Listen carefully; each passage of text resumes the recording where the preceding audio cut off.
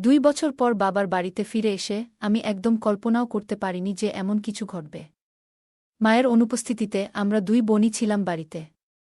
বাবা প্রতিদিন রাতে মদ্যপ অবস্থায় ফিরে আসতেন এবং ছোট বোনকে তার ঘরে নিয়ে যেতেন। এতদিন পর যখন আমি বাড়ি এলাম তখন বাবার আচরণে কিছুটা পরিবর্তন দেখলাম। তিনি মদ খেয়ে আমাকে তার ঘরে নিয়ে যাওয়ার চেষ্টা করছিলেন, আর আমি কিছুই বুঝতে পারছিলাম না আসলে কি হচ্ছে। তিনি কোনো কথা না বলেই আমাকে তার ঘরে নিয়ে। বন্ধুরা, আজকের গল্পটা অনেক বেশি স্পেশাল, তাই সবাই রেডি থাকো। দয়া করে গল্পগুলো ভালো লাগলে ভিডিওটি লাইক, শেয়ার এবং চ্যানেলটি সাবস্ক্রাইবই করো প্লিজ। আমি প্রিয়া, 2 বছরের দাম্পত্য জীবনের পর বাবার বাড়িতে এসেছি। আসার পেছনে বিশেষ কোনো কারণ ছিল না, দীর্ঘদিন পর স্বামীও বলল যে বাবার বাড়ির খবর নেওয়া উচিত। তবে এতদিন না আসার মূল কারণ ছিল বাবার মদ্যপানের অভ্যাস। কিছুদিন আগে বাবার ফোন পেয়ে এই সিদ্ধান্ত নিলাম। বাবা জানালেন তিনি মদ ছেড়ে দিয়েছেন। তার মলিন মুখ দেখে এবং ছোট বোন তানিয়ার সাথে দেখা করার ইচ্ছা হল।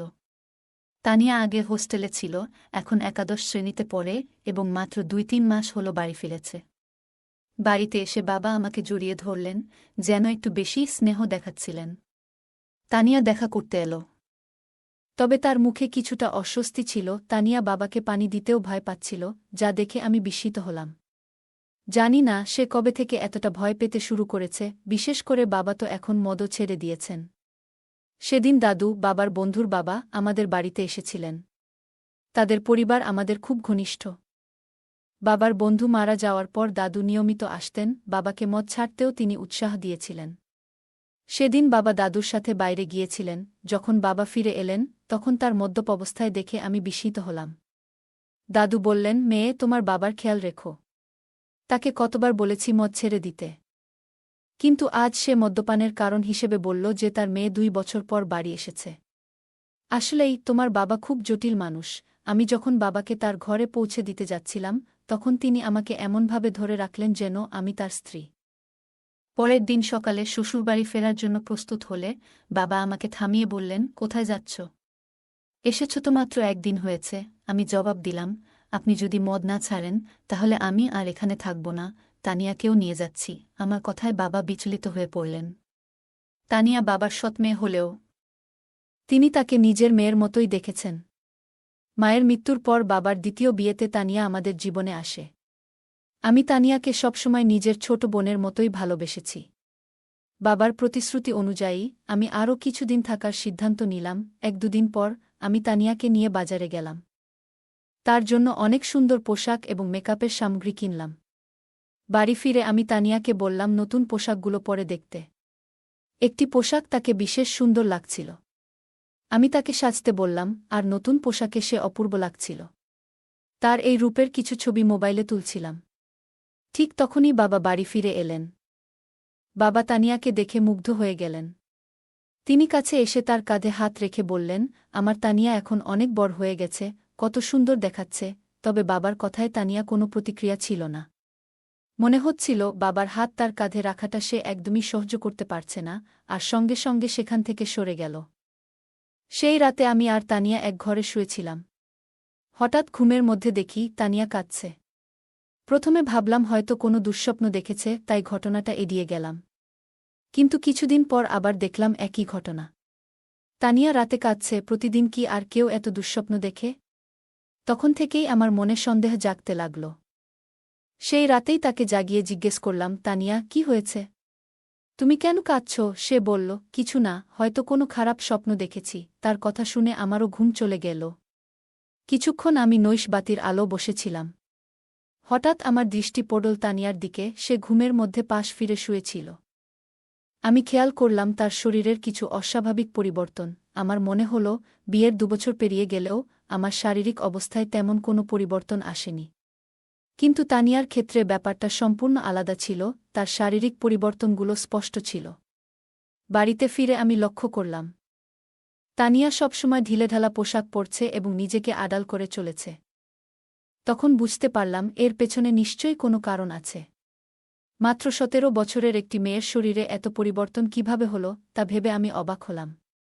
কৌতূহলী হয়ে আমি তার কলেজের কয়েকজন বন্ধুর সাথে কথা বলি এবং জানতে চেষ্টা করলাম তানিয়ার কি কোনো বিশেষ বন্ধু আছে। সবাই এক কথায় জানালো যে তানিয়া মোটেও সে ধরনের মেয়ে নয়। সে কখনোই দায়িত্বহীন ছিল না, তবে সমস্যা কোথায় তা আমার বুঝতে হবে। সেই রাতে যখন আমি ঘুমাচ্ছিলাম, হঠাৎ দেখি বাবা ঘরে এসে তানিয়াকে নিয়ে বাইরে চলে গেলেন। আমি সবকিছু চোখের আড়াল থেকে দেখছিলাম, কিন্তু কিছু বলতে পারলাম না। অনেকটা সময় পার হয়ে গেল, তানিয়া তখনও ঘরে ফিরছিল না। অবশেষে যখন সে ফিরে এলো, আমি খেয়াল করলাম তার হাঁটা স্বাভাবিক নয়, সে বেশ অস্বস্তি নিয়ে চলাফেরা করছে। পরের দিন দুপুরে যখন তানিয়ার কলেজ থেকে বাড়ি ফিরল, তখন আমি সরাসরি তাকে জিজ্ঞাসা করলাম, রাতে তুমি বাবার সাথে কোথায় গিয়েছিলে? সে বলল, বাবা ক্ষুধার্ত ছিলেন তাই তাকে খাওয়াতে গিয়েছিলাম। তানিয়ার এই ব্যাখ্যা আমার ঠিক মনে হল না। তখন আমি সরাসরি তানিয়াকে জিজ্ঞেস করলাম, তানিয়া, তুমি বাবাকে কেমন মনে করো? তিনি কি তোমাকে কোনোভাবে বিরক্ত করেন বা তোমার বয়সের তুলনায় বাসার ভারী কোনো কাজ করতে বলেন? তানিয়া দ্রুত বলল, না না, বাবা তো আমার খুব যত্ন নেন। তারপর সে নিজের ঘরে চলে গেল। আমার বাবা এখনও বেশ তরুণ দেখতে ছিলেন। তার বয়স এখনও ৫০ও পেরোয়নি। আমি দেখেছি তিনি সকালে নিয়মিত ব্যায়াম করেন এবং তানিয়াকেও সঙ্গে ডেকে নেন। কিন্তু তাদের মধ্যে কি চলছে তা আমি বুঝতে পারছিলাম না। একদিন হঠাৎ আমার ননদ ফোন করলেন। তিনি তানিয়ার জন্য একটি সম্পর্কের প্রস্তাব নিয়ে কথা বললেন। আমি তাকে জানালাম যে তানিয়া মাত্র ১৭ বছরের মেয়ে। তখন তিনি বললেন, প্রস্তাবটি খুব ভালো, ছেলে প্রতিষ্ঠিত। নন্দের কথায় আমি ছেলের পরিবারের সাথে যোগাযোগ করলাম এবং তাদের বাড়িতে আমন্ত্রণ জানালাম। যখন তারা তানিয়াকে দেখলেন, ছেলের মা বললেন, আপনার বোনের বয়স কি সত্যিই ১৭? দেখুন, এই মেয়ের শরীর এবং বয়সে বড় পার্থক্য রয়েছে।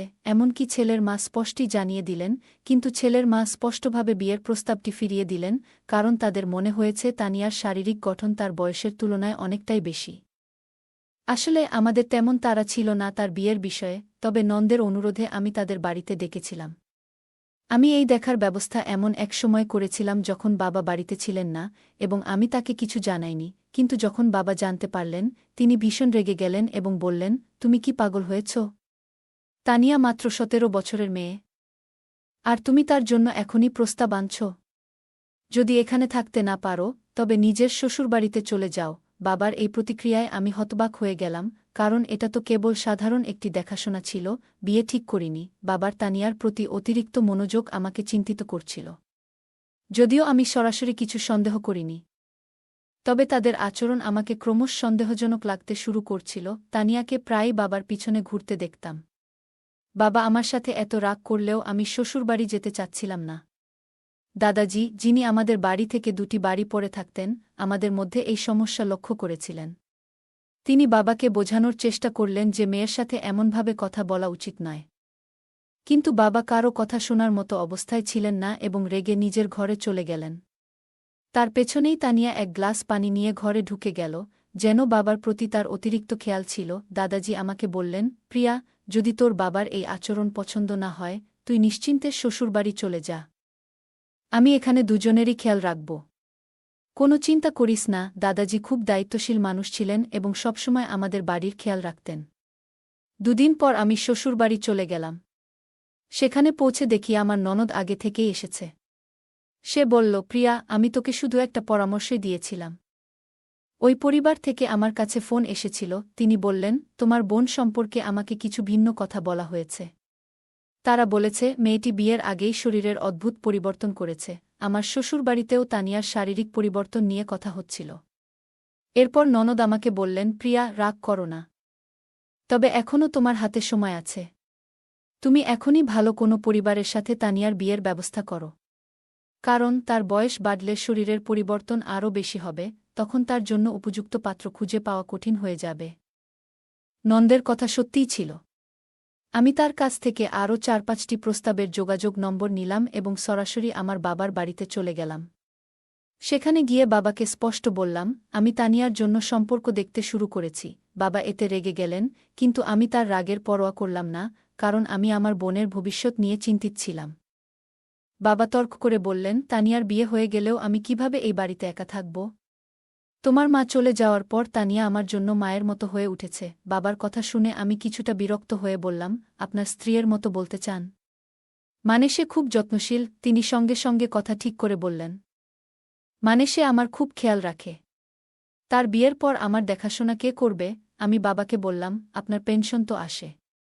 আপনি একজন সেবিকা রাখতে পারেন, যিনি ২৪ ঘণ্টা আপনার যত্ন নেবেন। আসলে বাবাকে বোঝানোর প্রয়োজন ছিল না, কারণ তানিয়া সবসময় আমার কথা শুনত। আমার দেখা ৪-৫টি সম্পর্কের মধ্যে একটি পরিবার তানিয়াকে পছন্দ করেছিল। সেই পরিবার আমাদের শহরেই ছিল এবং ছেলেটি একটি বড় কোম্পানিতে চাকরি করত। তানিয়ার ১৮ বছর হতে এখনও ৮ মাস বাকি ছিল, তবে আমি কাউকে কিছু না জানিয়ে সেই সম্পর্কটি ঠিক করে দিলাম এবং দ্রুত তার বিয়ে দিয়ে দিলাম। তানিয়ার বিয়ে হয়ে যাওয়ায় আমি আবার নিজের মনে শান্তি পেলাম। হ্যাঁ, কিন্তু আমি যেমনটা ভেবেছিলাম তেমন কিছুই হয়নি। বিয়ের প্রথম রাতের পরেই দ্বিতীয় দিনেই তানিয়া বাড়ি ফিরে এসেছিল। তার স্বামী রাগ করে তাকে বাড়িতে রেখে চলে গিয়েছিল, আর তানিয়াও কাঁদছিল। আমি তাকে জিজ্ঞাসা করলাম, তানিয়া, মাত্র একদিনেই এমন কি ঘটল শ্বশুরবাড়িতে যে তোমার স্বামী এত রেগে গিয়ে তোমাকে এখানে রেখে দিল?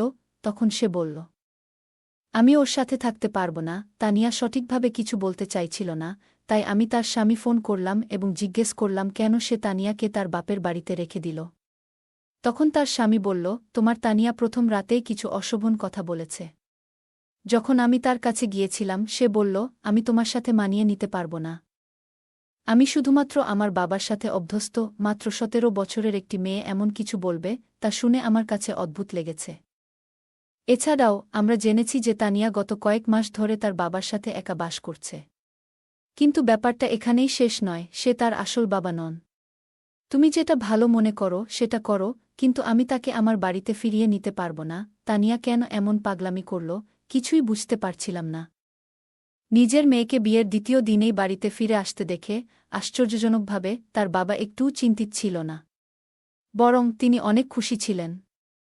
গত কয়েকদিন ধরে তিনি রাতে তানিয়াকে তার ঘরে ডাকতেন এবং বসাতেন।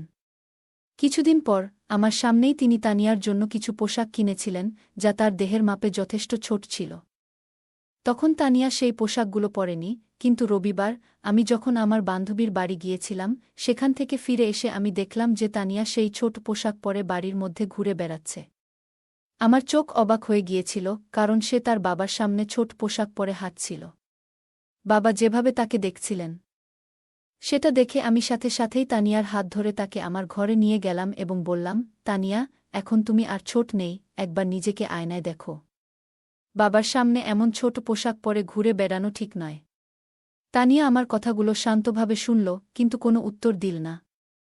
সেদিন রাতে আমি ঘুমাচ্ছিলাম। তখন হঠাৎ আমার মনে হলো যেন কেউ আমাকে ধাক্কা দিয়েছে। ঘুম ভেঙে দেখি পাশে তানিয়া নেই। আমি তাকিয়ে দেখলাম সে ঘর থেকে বাইরে যাচ্ছিল। আমি তার পেছনে পেছনে গেলাম এবং দেখলাম সে বাবার ঘরের সামনে দাঁড়িয়ে আছে। আমি পেছন থেকে ডাকলাম, তানিয়া, এত রাতে কোথায় যাচ্ছ? কিন্তু সে আমার কথার কোনো উত্তর দিল না। এমনকি আমার দিকে তাকালো না। আমি তার সামনে এসে দাঁড়ালাম এবং তখন বুঝলাম তানিয়া আসলে ঘুমের মধ্যে হাঁটছিল। পরের দিন সকালে আমি তাকে জিজ্ঞেস করলাম, তানিয়া, তোমার কি ঘুমের মধ্যে হাঁটার সমস্যা আছে? সে বলল, আমারও ঠিক জানা নেই, আমি রাতে ঘুমের মধ্যে হাঁটি, কিন্তু কিছুই মনে থাকে না। আমরা যখন কথা বলছিলাম তখন আমার স্বামীর ফোন এলো। তিনি কয়েক দিনের মধ্যে আমাকে নিয়ে যেতে আসবেন বলে জানালেন। তানিয়া এই কথোপকথন শুনে আমাকে যেতে দিতে একদম রাজি ছিল না। ঠিক সেই মুহূর্তে দাদু সেখানে এসে হাজির হলেন। ৬০ বছর বয়স হলেও দাদু এখনও বেশ শক্তিশালী ছিলেন। আমাদের কথাবার্তা অনেকেই শুনছিল। দাদু তানিয়াকে বললেন, তুমি শ্বশুরবাড়িতে থাকতে চাও না, কিন্তু তোমার বড় বোন তোমার মতো নয়। তার অনেক দায়িত্ব আছে। বাপের বাড়ি মেয়েদের জন্য অল্প সময়ের জায়গা। তাকে তার দায়িত্ব পালন করতে হবে, তাকে বাধা দিও না। দাদু তানিয়ার কাঁধে হাত রেখে কথা বলছিলেন, কিন্তু হঠাৎ তানিয়া দাদুর হাত ঝেড়ে ফেলল এবং বলল, আমাকে অযথা উপদেশ দেবেন না, সে আমার বোন, তার সাথে কি কথা বলতে হবে সেটা আমি নিজেই দেখে নেব। আপনি নিজের বিষয়টা দেখুন। তানিয়ার এমন অদ্ভুত আচরণ আমারও ভালো লাগেনি। কয়েকদিন পর আমার স্বামী আমাকে নিতে আমার বাপের বাড়িতে এলো। তানিয়া তার জামাইয়ের কাছে কিছুদিনের জন্য বাড়িতে থাকার জেদ ধরল। আমার স্বামীও তানিয়ার জেদ দেখে রাজি হয়ে গেলেন। আমার স্বামী আমাকে বলল, প্রিয়া, তুমি গত কয়েকদিন ধরে বাপের বাড়িতে আছো, এই সময়ে তোমার বোনের সাথে অনেক কিছু ঘটেছে। তুমি একবারও তার সাথে এ বিষয়ে কথা বলেছ? আমি বললাম, এ নিয়ে কথা বলার কি আছে? যা হচ্ছে সবই সে নিজের ইচ্ছেতে করছে। আমার কথা শুনে স্বামী শুধু মাথা নাড়ল, কিছু বলল না। সেদিন রাতে আমরা একসাথে ঘুমাতে গেলাম, আর তানিয়া তার বাবার ঘরে ঘুমাচ্ছিল। পরের দিন আমরা সবাই ছোট্ট একটি ট্রিপে যাওয়ার পরিকল্পনা করেছিলাম। সকালে উঠে দেখলাম তানিয়া বাবার ঘর থেকে বের হয়নি। আমি বাবাকে জিজ্ঞেস করলাম, তানিয়া কোথায়? বাবা বলল, বাড়ির মধ্যেই কোথাও আছে। তাকে খুঁজতে খুঁজতে আমি ছাদে গেলাম।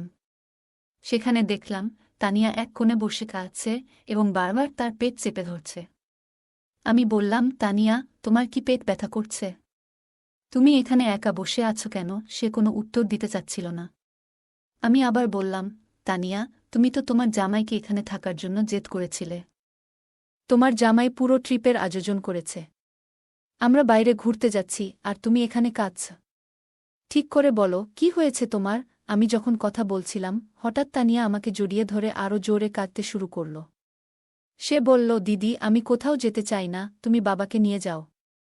আজ আমি আমার স্বামীকে ভীষণ মিস করছি।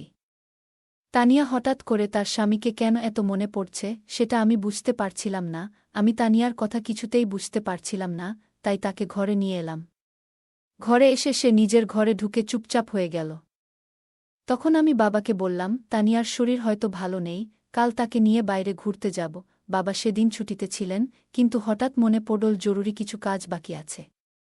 তিনি বললেন, তোমরা ঘুরতে যাও, আমি কাজে যাচ্ছি। বাবার আচরণ আমার কাছে অদ্ভুত লাগল। তিনি বাড়িতে থাকার কথা বলেছিলেন, অথচ এখন কাজের অজুহাত দিচ্ছেন। তানিয়া বলল, আমি যতই অসুস্থ থাকি, তোমাদের সাথে বাইরে যাব। আমি জানতাম তার শরীর ভালো নেই, তাই বললাম, আজ তুমি বিশ্রাম করো, কাল আমরা বাইরে যাব। পরে বাবা আর তানিয়া আমাদের সাথে বাইরে গেলেন না, কিন্তু আমি আর আমার স্বামী ঘোরার পরিকল্পনা বাতিল না করেই বেরিয়ে পড়লাম। সন্ধ্যায় তানিয়া স্বামীকে নিয়ে বাড়ি ফিরে দেখি, তানিয়ার ঘর থেকে কিছু অদ্ভুত আওয়াজ আসছে। তার সেই আওয়াজ শুনে আমরা ভীষণ ভয় পেয়ে গেলাম। আমরা দৌড়ে তার ঘরের কাছে গেলাম, কিন্তু ঘরের দরজা ভেতর থেকে বন্ধ ছিল।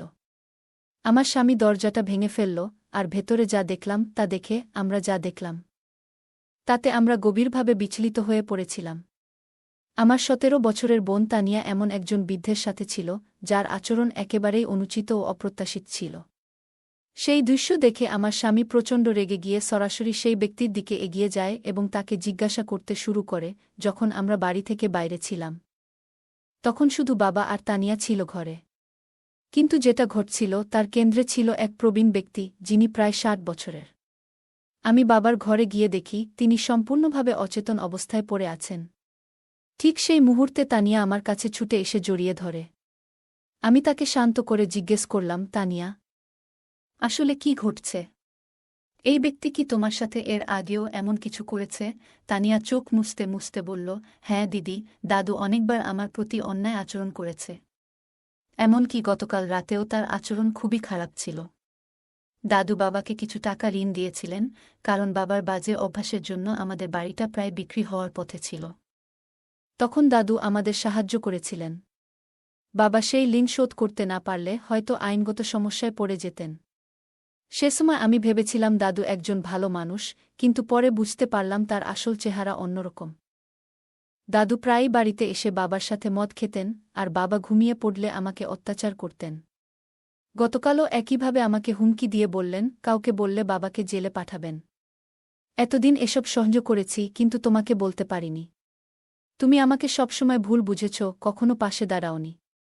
বাবাকেও কিছু বলতে পারিনি, কারণ তিনি বারবার মদের মধ্যে ডুবে যেতেন। বাবাও সবসময় আমার সাথে রাগ করতেন, আর আমি কিছুই করতে পারতাম না।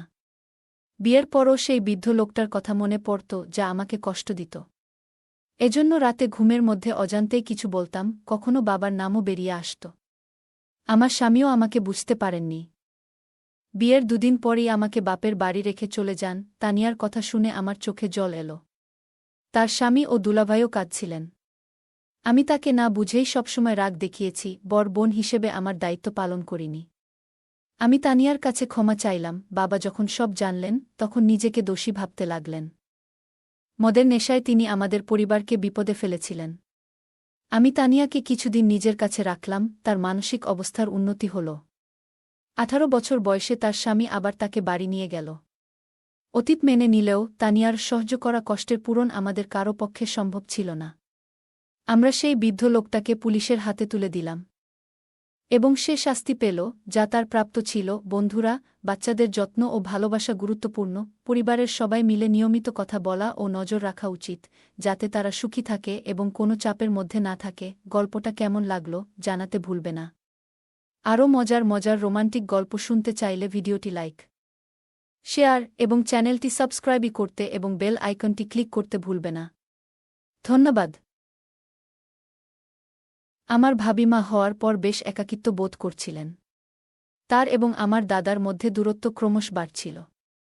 এরই মধ্যে আমি তাদের বাড়িতে যাই, আর আমাকে দেখে ভাবি খুব খুশি হন। একদিন আমি ভাবির ঘরে হঠাৎ করে ঢুকে পড়ি যখন তিনি তার শিশুকে খাওয়াচ্ছিলেন।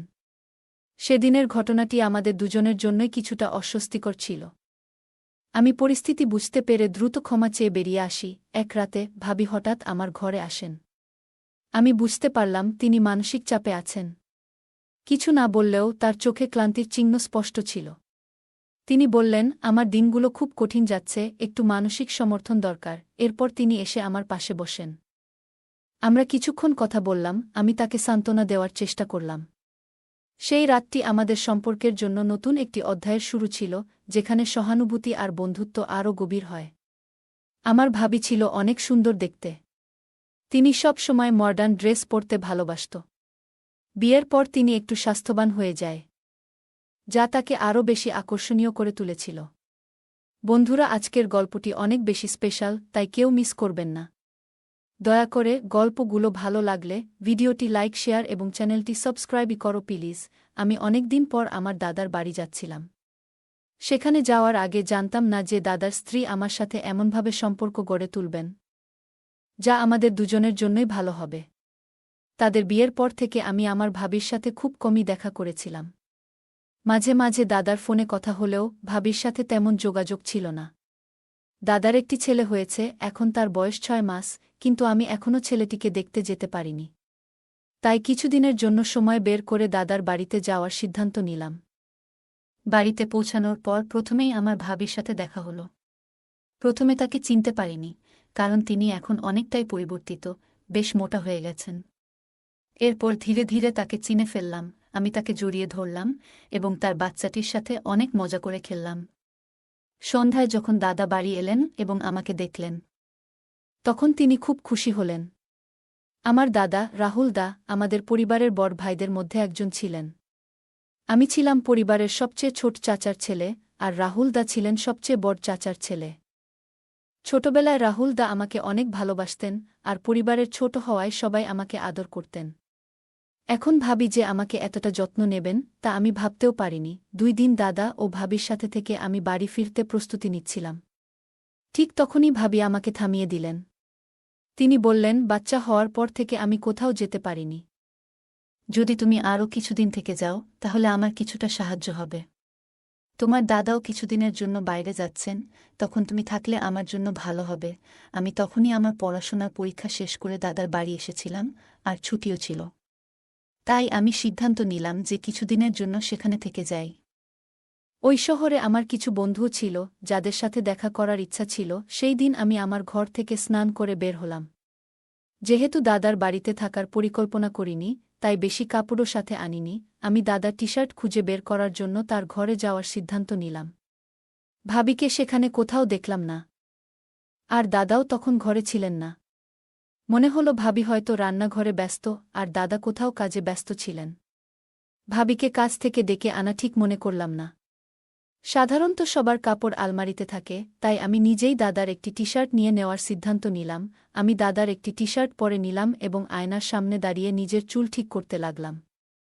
কিছুক্ষণ পর হঠাৎ পেছন থেকে একজন আমাকে জড়িয়ে ধরলেন। ভাবি হয়তো ভুল করে আমাকে দাদা মনে করে আলিঙ্গন করলেন।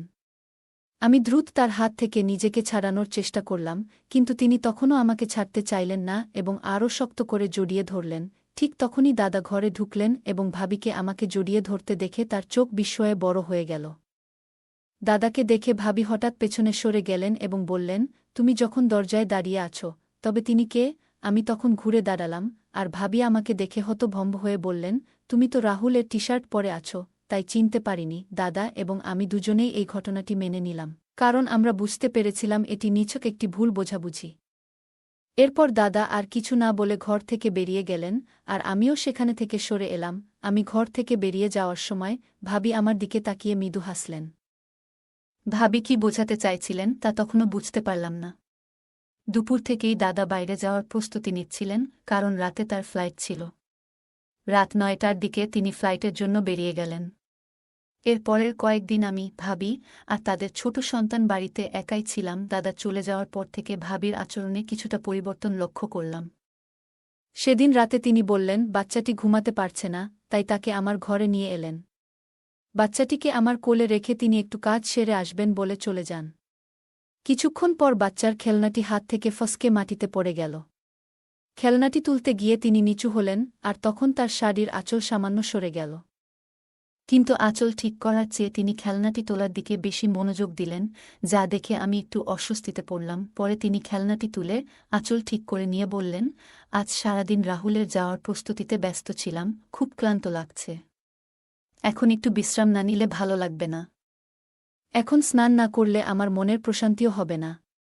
তুমি কি একটু সময়ের জন্য তোমার ভাতিজাকে সামলাতে পারবে? আমি সম্মতি দিলাম, এবং ভাবি বাচ্চাটিকে রেখে স্নান করতে চলে গেলেন। আমি বাচ্চাটির সাথে খেলতে থাকলাম। কিছুক্ষণ পর বাচ্চাটি কান্না করতে শুরু করল। হয়তো ওর খিদে পেয়েছিল। আমি তাকে নিয়ে ভাবির ঘরে গেলাম, দেখলাম ভাবি চুল শুকাচ্ছেন। আমাকে দেখে তিনি বাচ্চাটিকে আমার হাত থেকে নিলেন। আমি ঘর থেকে বেরিয়ে আসতে যাচ্ছিলাম, ঠিক তখন ভাবি বললেন, আমার মাথা খুব ব্যথা করছে, মনে হয় না চুল ধোয়া উচিত ছিল। ভাবি মাথা ব্যথার কথা বললেন, তাই আমি রান্নাঘরে গিয়ে তার জন্য একটু আদা চা বানিয়ে নিয়ে এলাম। নিজের জন্য ১ কাপ বানালাম, কারণ চা আমার অনেক দিনের সঙ্গী। ডিগ্রি পড়ার সময় রাত জেগে পড়াশোনা করতাম, তখন থেকেই চা পানের অভ্যাসটা লেগে গেছে। ২ কাপ চা নিয়ে ভাবির ঘরে ফিরলাম। তখন দেখলাম ভাবি বাচ্চাকে খাইয়ে দিয়ে শুয়ে আছেন। হঠাৎ চোখে পড়ল তার গাউনের কিছু অংশ একটু সরেছে। আর আমি তৎক্ষণাৎ দৃষ্টি অন্যদিকে সরিয়ে নিলাম। ভাবি আমাকে বললেন, দেবরজি, তোমার চোখ ফিরিয়ে নেওয়ার কি দরকার? তখন আমি তাকে তার পোশাক সম্পর্কে বললাম। তিনি দ্রুত তা ঠিক করলেন। আমি তার দিকে তাকালাম, এবং কিছুক্ষণ আগের ঘটনা মনে পড়ায় একটু লজ্জা পেলাম। ভাবি কোনো দ্বিধা ছাড়াই আমার সাথে কথা বলতে শুরু করলেন। চায়ের কাপ হাতে নিয়ে বললেন, তোমার বানানো চা বেশ ভালো হয়েছে। মাথার ব্যথাও যেন সেরে গেছে। চা শেষ করে আমি কাপগুলো তুলে রান্নাঘরে রাখলাম, এবং তারপর নিজের ঘরে গিয়ে ঘুমিয়ে পড়লাম। পরদিন প্রতিদিনের মতো আমি সকালবেলা ঘরের বাইরে ব্যায়াম করছিলাম। সাধারণত ভাবি সকাল ৯টার দিকে ওঠেন, তাই আমি জানতাম তিনি এত সকালে বের হবেন না। আমি প্রতিদিন সকাল ৭টায় উঠে ব্যায়াম শুরু করি, এবং ৮টার মধ্যে শরীর ঘামে ভিজে যায়। হঠাৎ ৮টার সময় ভাবি তার ঘর থেকে বেরিয়ে এলেন। আমাকে এক্সারসাইজ করতে দেখে বললেন, তুমি তো এত ফিট আছো, আমাকে কখনো এক্সারসাইজ করার পরামর্শ দাওনি কেন? বাচ্চা হওয়ার পর থেকে আমার শরীরের অবস্থা খারাপ হয়ে গেছে।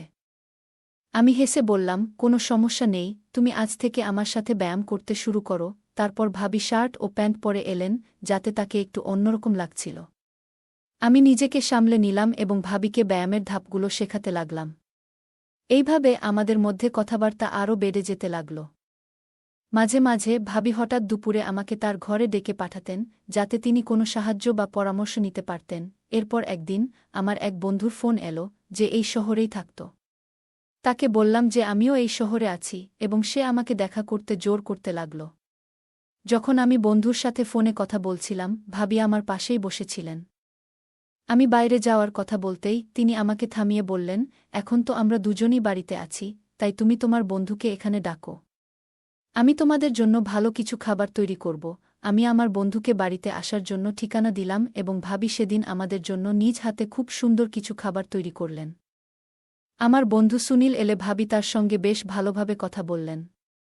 কিন্তু সুনীল চলে যাওয়ার পর ভাবি বললেন, তোমার এই বন্ধুকে ভালো লাগেনি। তার চোখের দৃষ্টি কিছু ঠিক ছিল না। মহিলারা পুরুষদের দৃষ্টিভঙ্গি ভালোভাবে বুঝতে পারেন, আর ভাবি হয়তো সঠিকভাবেই সেটা ধরতে পেরেছিলেন। আমি ভাবিকে আশ্বস্ত করলাম, ঠিক আছে, আজ থেকে আমি তার সাথে শুধু বাড়ির বাইরে দেখা করব। আর কখনো তাকে বাড়িতে ডাকব না। সেই রাতেই বাচ্চাটি খুব কান্নাকাটি করছিল, আর ভাবিও বেশ ক্লান্ত লাগছিলেন। আমি শিশুর কান্নার শব্দ শুনে ভাবির ঘরে গেলাম। তার হাত থেকে বাচ্চাটিকে নিয়ে কোলে নিয়ে শান্ত করার চেষ্টা করলাম। তখন ভাবি বললেন, ভাই, আপনি আমার আর আমার বাচ্চার যত্ন কেমন করে করছেন? রাহুল তো বাচ্চা কান্না করলে পাশের ঘরে গিয়ে ঘুমিয়ে পড়ে, কিন্তু আপনি আপনার ঘুম নষ্ট করে আমাদের পাশে এসে দাঁড়ালেন। তার চোখে জল দেখা গেল। ভাবি বললেন, আমার পেটে অনেক যন্ত্রণা হচ্ছে, আমি ভেবেছিলাম তার জন্য কিছু গরম পানীয় তৈরি করে আনব। তখনই তিনি আমার হাত ধরে বললেন, কিছু আনার দরকার নেই।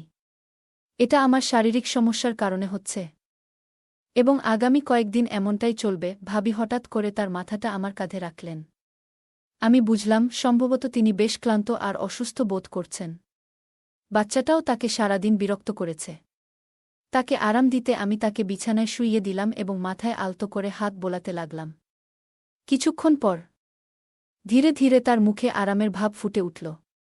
কয়েকদিন পর ভাবির শরীর আগের তুলনায় বেশ সুস্থ মনে হল।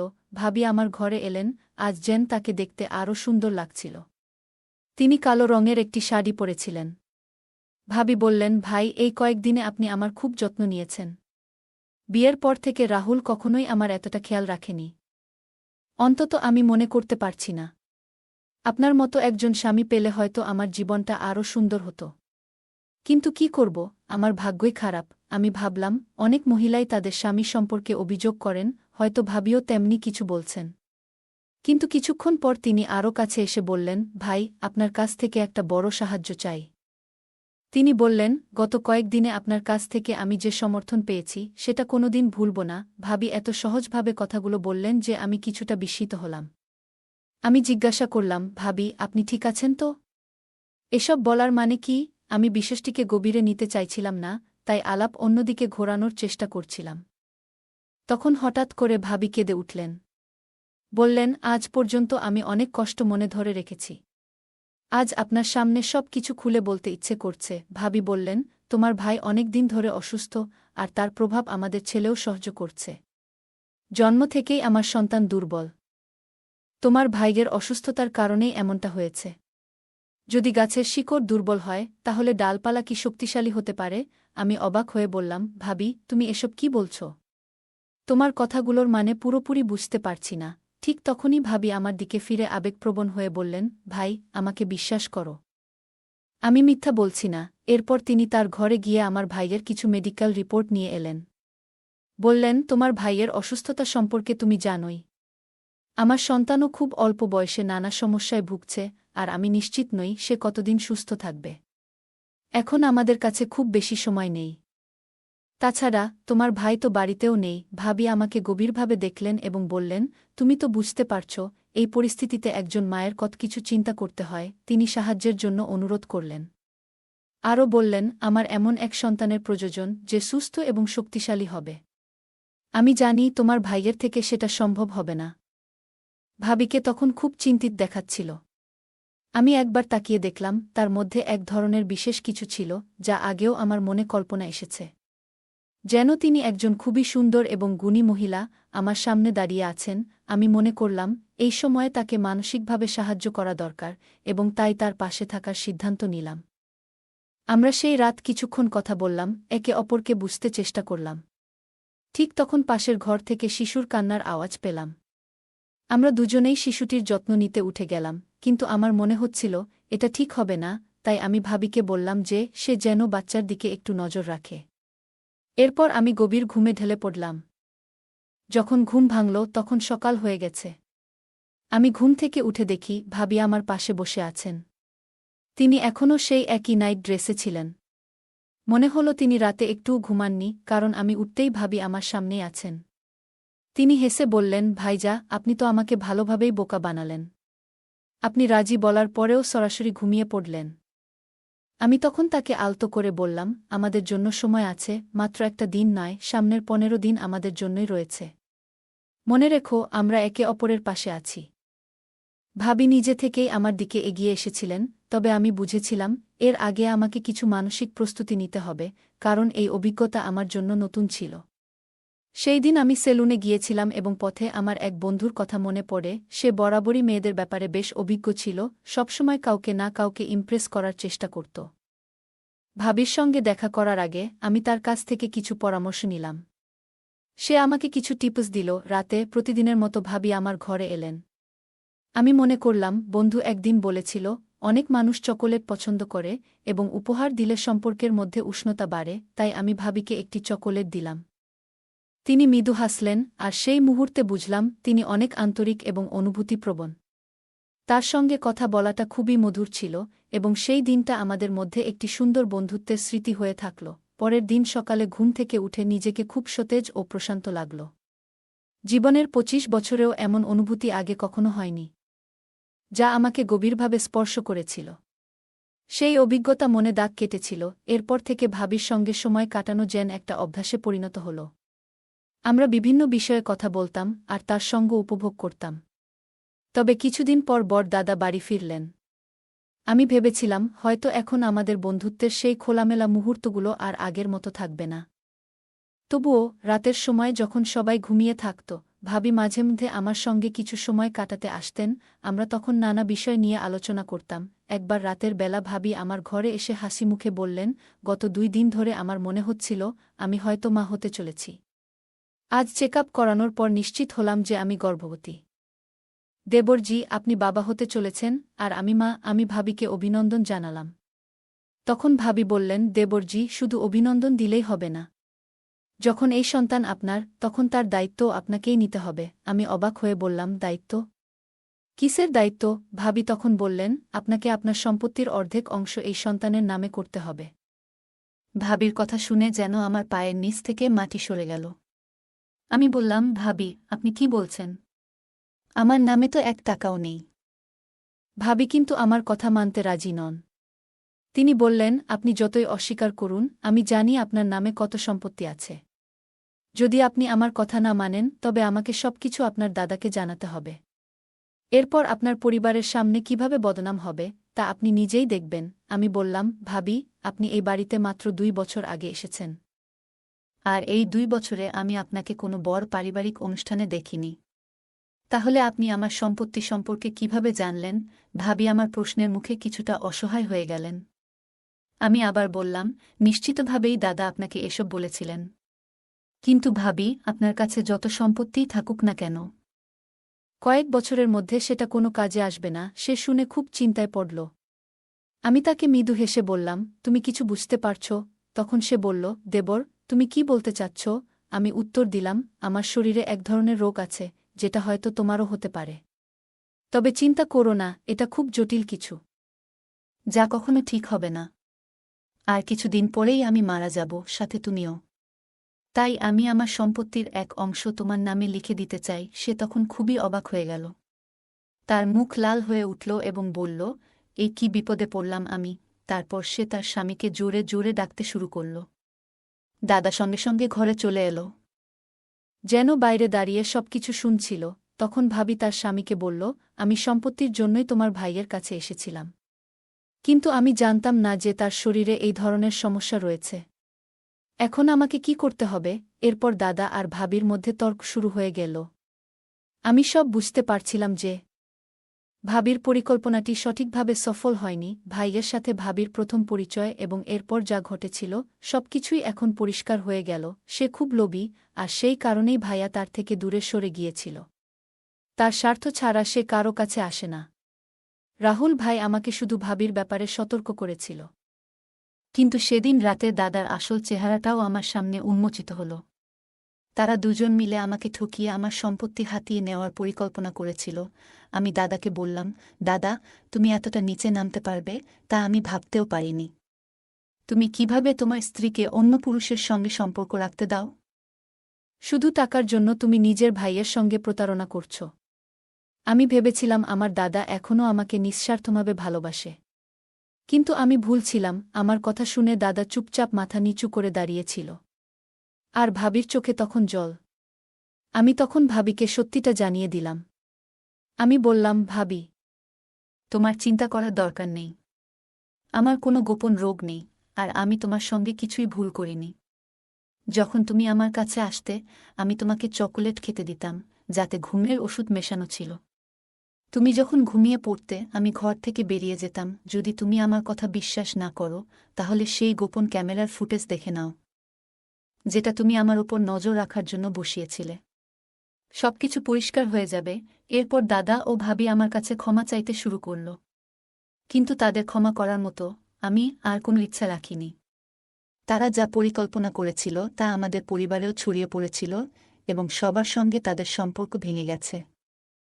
এখন তারা একেবারে একা হয়ে গেছে, তাদের কর্মের ফল ভোগ করছে। বন্ধুরা, আজকের দিনে মানুষ তার নিজের রক্তের সম্পর্ককেও ভুলে যাচ্ছে শুধুমাত্র টাকার জন্য। সত্যিই কি টাকা সম্পর্কের চেয়ে বেশি মূল্যবান হয়ে গেছে? গল্পটা কেমন লাগলো জানাতে ভুলবে না। আরও মজার মজার রোমান্টিক গল্প শুনতে চাইলে ভিডিওটি লাইক, শেয়ার এবং চ্যানেলটি সাবস্ক্রাইব করতে এবং বেল আইকনটি ক্লিক করতে ভুলবে না। ধন্যবাদ।